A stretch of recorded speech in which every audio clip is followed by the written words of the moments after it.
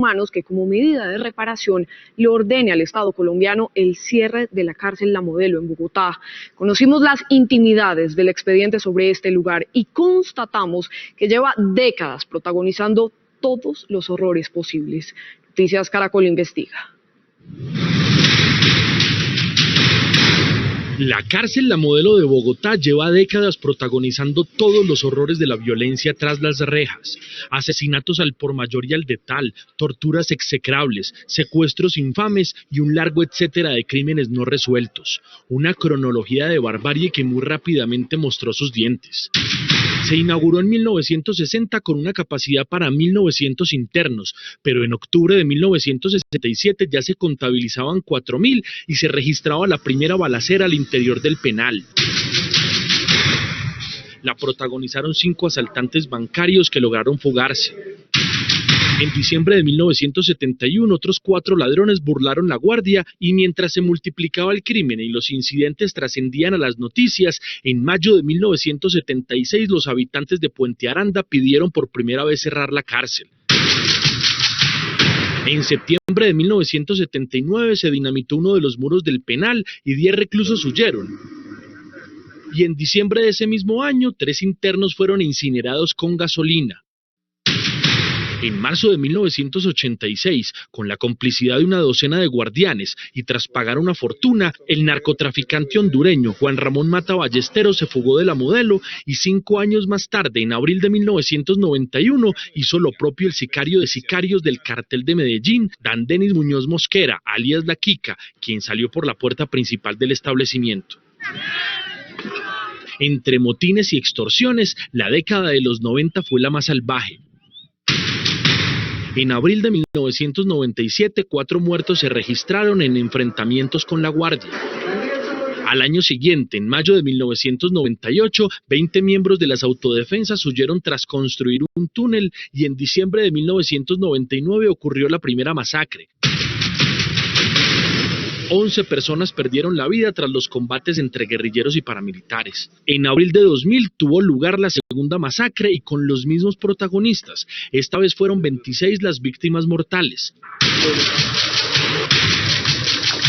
Reportaje sobre lo que ocurría allí, la periodista Ginette Bedoya fue secuestrada y abusada por miembros de las autodefensas. Y un año después, en julio de 2001, las autoridades tuvieron que reportar la tercera masacre al interior del penal. 10 muertos en total.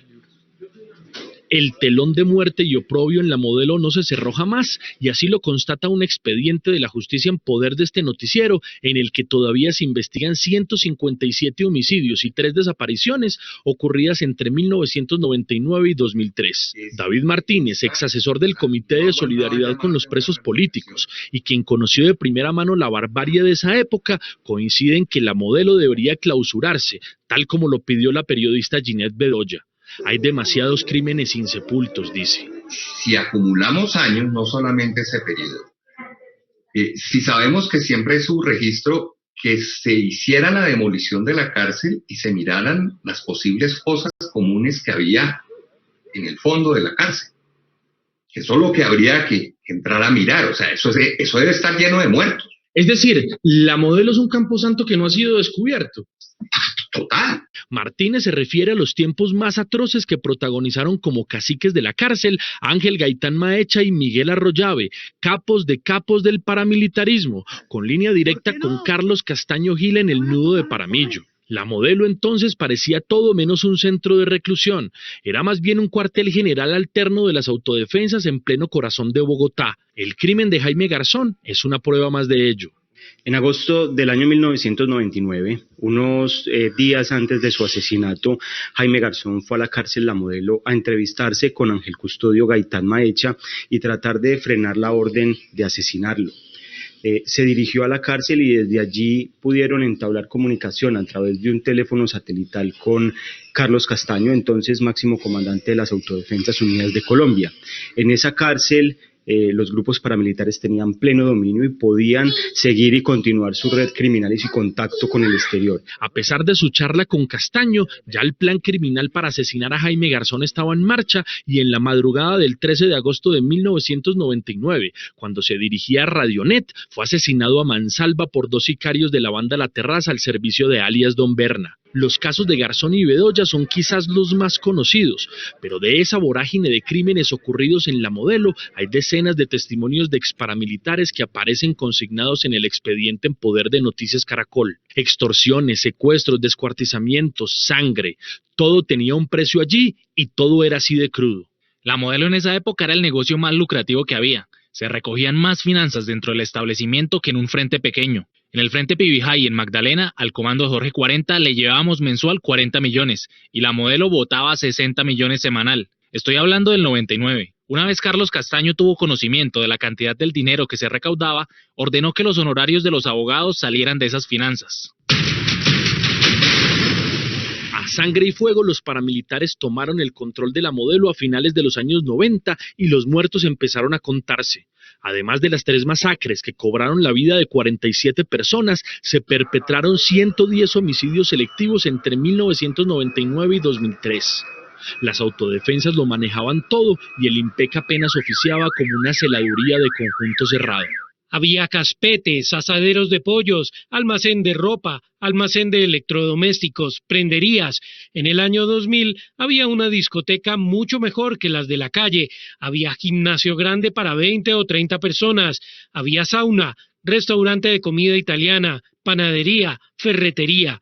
Vendían desde un martillo hasta una puntilla. Vendían taladros. Eso era una ciudad pequeña. Construyeron socavones para torturar a quienes se rehusaban a pagarle a las AUC. Los túneles se usaban para personas que no pagaban, generalmente los viciosos. Tenía como 1 metro de ancho y era muy largo. Podía haber más de 50 internos ahí y durar 2 o 3 días. Entrando al patio 4 realizaban las torturas, tanque, corriente, tabla. Esas torturas eran públicas. En el patio 5 había un túnel con doble pared para esconder gente secuestrada por no pagar la extorsión. El que no pagaba lo metían entre un tanque con agua y le ponían los cables de electricidad. Al capellán de la época, que algo intentó hacer para frenar esa violencia desbordada, también le advirtieron que podía terminar picado. Hasta me dijo en algún momento de los paramilitares que le ha dicho: padrecito, no se meta mucho porque si no lo metemos a la licuadora. Usted ya sabe, porque el descuartizamiento era la licuadora. A muchos los desollaron vivos. Las hachas con las que picaban a las personas eran pequeñitas, con buen filo, y los cuchillos del mismo rancho los utilizaban para abrir y sacarles las tripas. También hubo cianuro por montones. Se usó mucho cianuro para matar gente. Eso entraba por el patio 3 y el de ese patio le daba un frasquito a cada mando y uno se lo daba al que había que matar silenciosamente. Se les daba en la boca o con jeringa para decir que era un ataque cardíaco. Hubo como 3 o 4 casos. Entre más poca la dosis, más letales. Los asesinatos abominables se multiplicaron.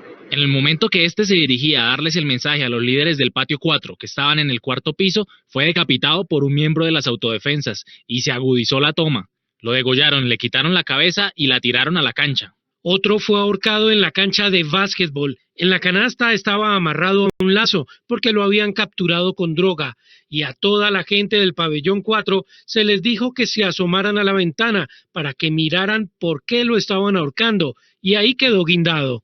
Primero lo ahorcaron y posteriormente lo desmembraron. Escuché que una parte la habían arrojado por la alcantarilla, otra parte a la caneca del aguamasa y con la cabeza estuvieron jugando o asustando a otros internos hasta altas horas de la noche. El otro capítulo por esclarecer es si en esas masacres en La Modelo y en los asesinatos selectivos se ocultaron cifras para no escandalizar al país. El expediente recoge testimonios así. Allá hay muchos desaparecidos y muchos de ellos se están haciendo pasar como fugas.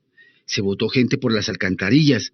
Esos señores utilizaban la aguamasa, que siempre sacaban. 22, 24, 30 canecas de 55 galones. Allí se picaba la gente y se echaba en la aguamasa. También las echaban en bolsas negras y se sacaban por la basura. Escuché que en una de esas tomas, en la del patio 4, hubo 72 personas asesinadas y al parecer la guardia solo reportó el 50 o 60% de las víctimas. Por comentarios de Ángel Gaitán, Miguel Arroyave y Juan de Jesús Pimiento, esos cadáveres restantes fueron desaparecidos. Lo que se escuchaba decir es que habían sido muchos los cadáveres y que unos los había sacado el IMPEC en una volqueta fuera del establecimiento carcelario. Supuestamente, digo yo, para no escandalizar mucho por la cantidad de muertos. El mismo expediente revela otros datos escabrosos que coinciden con las versiones de los exparamilitares. Por ejemplo, era frecuente que en los conteos de los internos se reportaran misteriosas desapariciones de reclusos. El 19 de agosto de 1999 se registró un faltante de 21 internos, el 8 de diciembre de ese año de 50, el 8 de junio del 2000 de 48 internos más, y 2 días después ya eran 68 los internos que no aparecían. Recuerdo que unos internos que estaban abriendo uno de esos túneles comentaron que se habían encontrado con unos 30 muertos allá metidos y que olía horrible y por eso les tocó sellar ese túnel. Hay decenas de testimonios así, cada uno más salvaje que el siguiente, y sin embargo, todavía hay demasiados muertos y torturados y desaparecidos de los que poco o nada se sabe, más allá de sus nombres o de cuadros estadísticos. Con semejantes antecedentes de horror y crimen, el exfiscal Alfonso Gómez Méndez le pide a la JEP lo siguiente. Tenemos una oportunidad de que se les permita a los jefes paramilitares que hablen, que digan todo y que el país conozca su verdad para que no siga siendo un país de mentiras. El último episodio de violencia en la Modelo ocurrió en marzo de 2020, cuando 24 internos fallecieron tras un motín. Hoy se indaga si la Guardia ejecutó a muchos de ellos en estado de indefensión. Más allá de si se debe o no cerrar la Modelo, este recuento de terror y muerte, desde los primeros reclusos